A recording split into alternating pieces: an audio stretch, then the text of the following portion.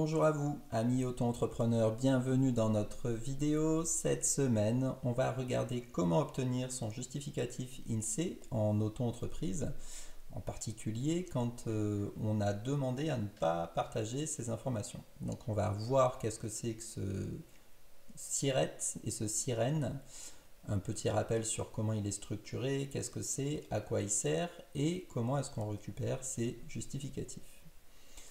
Donc le SIRET, c'est le fameux numéro qui est délivré par l'INSEE, l'Institut national de statistique et des études économiques, qui va en gros référencer toutes les entreprises avec un identifiant unique. C'est ce qu'on appelle le SIREN. C'est aussi lui d'ailleurs qui va délivrer le code APE, ou plutôt qui va valider le code APE que vous avez choisi pour votre activité. Qu'est-ce que c'est au final qu'un SIRET et qu'est-ce que c'est qu'un SIREN? Le SIRET, c'est l'identifiant de votre établissement. C'est-à-dire que vous avez une entreprise et une entreprise en fait peut avoir plusieurs établissements. Il y a un siège social, mais on peut avoir plusieurs établissements. Alors quand on est un freelance, en général, on n'a qu'un seul établissement. Mais techniquement, en tant qu'entreprise, on peut avoir plusieurs établissements. Alors que le SIREN, donc c'est les 9 premiers chiffres et c'est justement ce qui identifie l'entreprise. Donc en fait, le SIRET, c'est la composition de l'identifiant de l'entreprise et de l'identifiant de l'établissement. Donc le SIREN vous identifie en tant qu'entreprise, sachant que si vous êtes auto-entrepreneur, l'entreprise c'est vous. Donc en fait, ça vous identifie même en tant que personne. Et le SIRET, ça identifie le lieu de l'activité, le lieu que vous avez choisi pour votre siège social. Donc très concrètement, les 9 premiers chiffres, c'est le SIREN.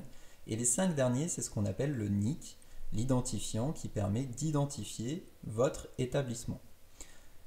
Une fois que vous savez ça, du coup, vous comprenez pourquoi si vous fermez et que vous réouvrez une auto-entreprise, vous allez garder le même SIREN, et même si vous fermez et que vous réouvrez sans déménager, vous allez même garder le même SIRET.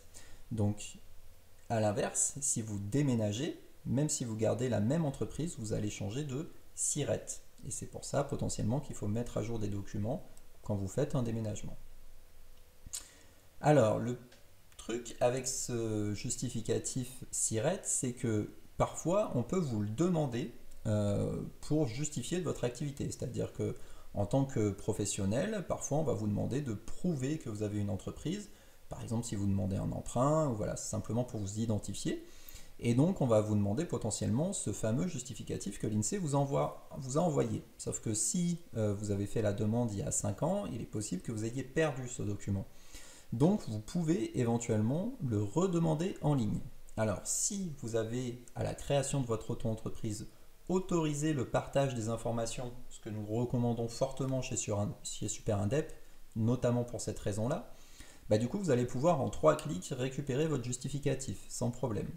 Par contre, si vous avez demandé à cacher vos informations, vous n'allez pas pouvoir les récupérer sur Internet, il va falloir prouver votre identité.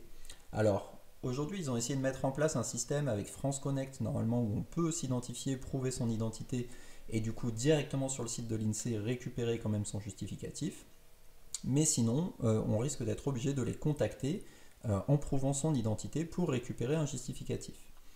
Une alternative qui marche la plupart du temps pour prouver votre activité, c'est tout simplement de fournir à la personne qui vous le demande des attestations URSSAF, puisque si vous faites des déclarations à l'URSSAF, vous fournissez la dernière attestation que vous avez, ça prouve de fait que vous avez un établissement et que vous avez une activité dans cet établissement.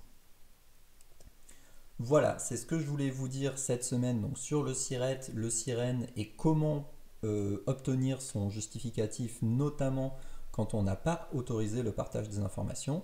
Comme d'habitude, si la vidéo vous a été utile, n'hésitez pas à nous laisser un petit pouce en l'air.